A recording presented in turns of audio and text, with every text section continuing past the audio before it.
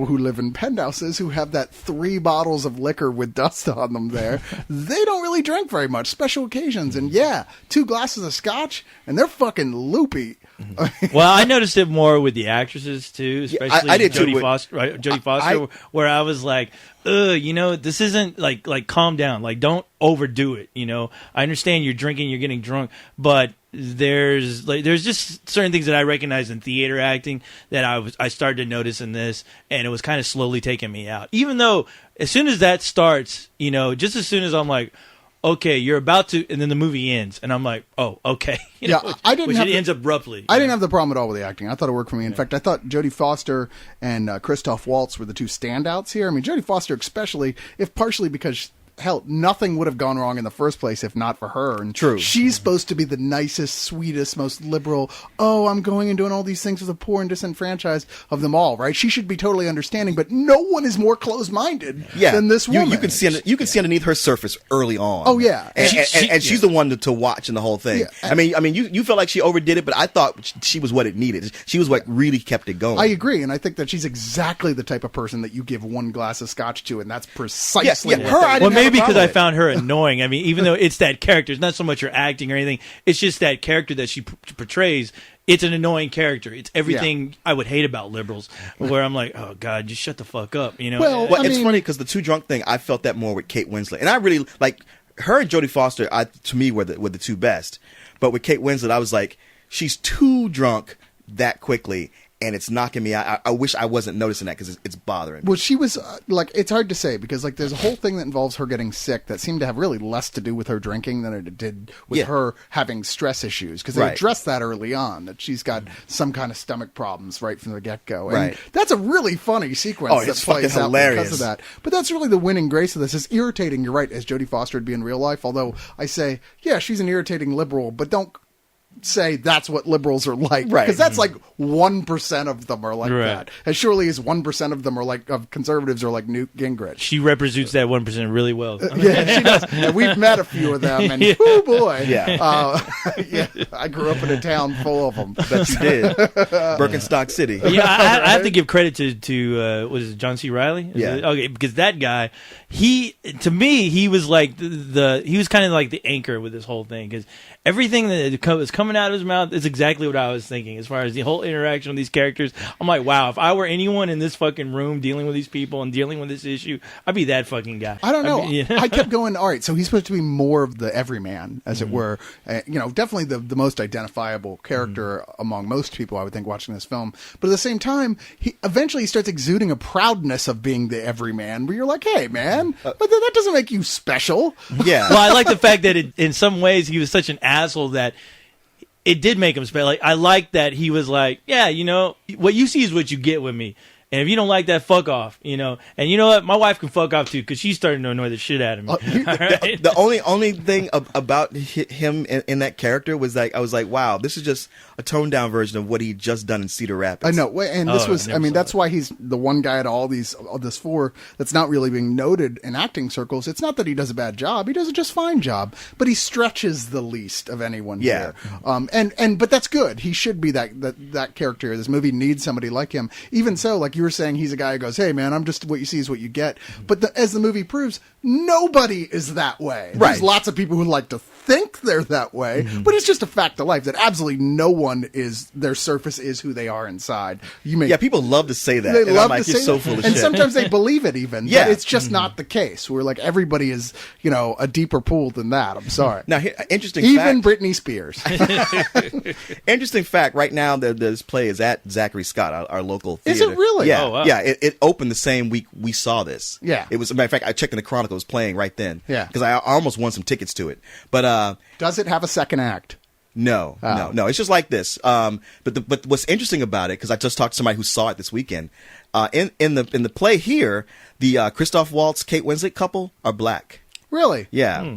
That Which would add puts a a whole new nother spin on it. Yeah, exactly. Yeah. Wow, Okay. that's interesting. Jeez, all right. Well, here's the thing. I actually was enjoying this movie on a full price level all the way up until the point where after a minute or an hour and like 12 minutes or something, it's short. it ends at what in anything else would be a point where the house lights come on and you go out and you get a glass of wine in the lobby until 10 minutes later they flicker again. You go down and sit down for the whole second act. Yeah. But I was like, where the fuck is the second act of this film? Yeah. I mean, you know, I'm right there with you. I was like, hey, man, I'm going to give this a full price. It's so enjoyable. I love these kind of The Ref and Who's Afraid of Virginia Woolf movies. Yeah.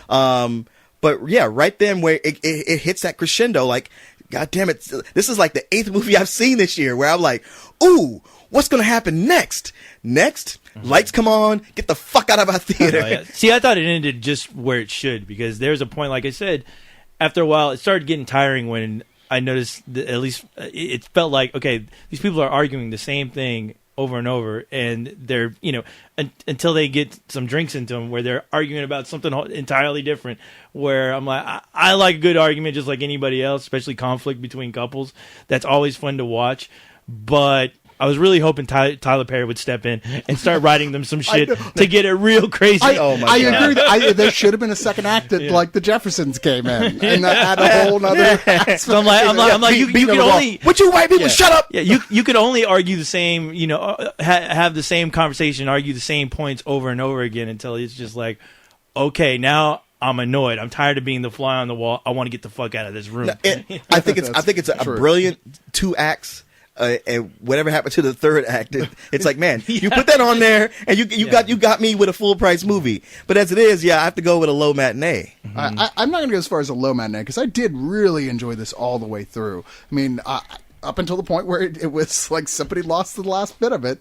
I was at, you know, on the edge of my seat going, what are they going to do, man? Yeah. Are they going to, I'm waiting for somebody to literally stab the other person. I hope that they do. That would be very exciting for me as a Schadenfreude oriented movie viewer. But they didn't, and it ends early, and I get their point. I mean, they're trying to bring it to a plateau to show the absurdity of it all versus actual who we are, our human nature, and what we're trying to deny. I'm not really sure what the point of that is. So what do you suggest, Roman Polanski? Right. Yeah. We have sex with a 14-year-old. Right. That'll fix everything. Now, to be fair, he didn't write it. Yeah, it's like whoever wrote it. Yeah, but I still give it a high matinee. I did up until that point. I was really enjoying it. Yeah, it did draw me in, but it's one of those things. I thought it ended right where it should. Because I was like watching it. I was like, look, will you guys just shut the fuck up, kiss each other, and fuck already? Because I mean, it's like, all right, how many more times are we going to argue about that? We're going to come full circle again, only to argue about the same thing over again as soon as somebody mentions something about one of their kids. So, I mean, I thought it ended when it needed to, but it ends so abruptly. You can't help but think like, oh, did somebody fuck up the reel or something? Right. Because like all of a sudden there's a park and you're like, what? But I mean, it's one of those films that you can go in and you can really enjoy the hell out of the performances. Even though I had a problem when they started drinking. Just because I couldn't really buy it. It turned into stage acting for me. That is one of my pet peeves too, watching a movie where it's just like, you know, I've seen you guys act, I've seen you guys drunk in other movies, and you've played it more realistic than, you know, it's like, you're not in a theater. You don't have to really sell it to me that you're drunk. I get it. But other than that, fun to watch, but I'll just give it a matinee. It's funny that watching this, I couldn't help but think, I mean, I've been in a lot of relationships with women, some of which went on much longer than they should have. And I couldn't help but think that you could take this play and rewrite it so it's just the story of those relationships. Yeah. You know what I'm saying? Those sets where you're like, you were having that fight and you're having out and you're done. It's done! And she says something fucking snide as shit right as you're walking away and go, wait, you're what? almost gone. You're almost out of there. What? Why would you even say that? Oh, nothing. Don't worry about it. No, I'm going to worry about it. And go through that cycle again until eventually you're like, you know what? We're okay. Let's have a drink. Yeah. If they did turn into that, I mean, it would have felt like watching a Woody Allen film almost. I mean, watching this movie, I was like, man, I'm surprised Woody Allen didn't have anything to do with this, because it really did feel like one of his films. It did have a little bit of that. I know what you're talking about. Even Allen doesn't get this vicious though. No, he usually throws a little bit more comedy and a little silliness. I feel like ultimately Allen does believe that we're civilized, and ultimately this guy who wrote this does not. You killed that hamster. What you did to that hamster was wrong. You can't deny. You're blowing this all out of proportion! I don't get drunk. I feel like I'm gonna vomit again. huge turnoff. Get a couple drinks in her and bam!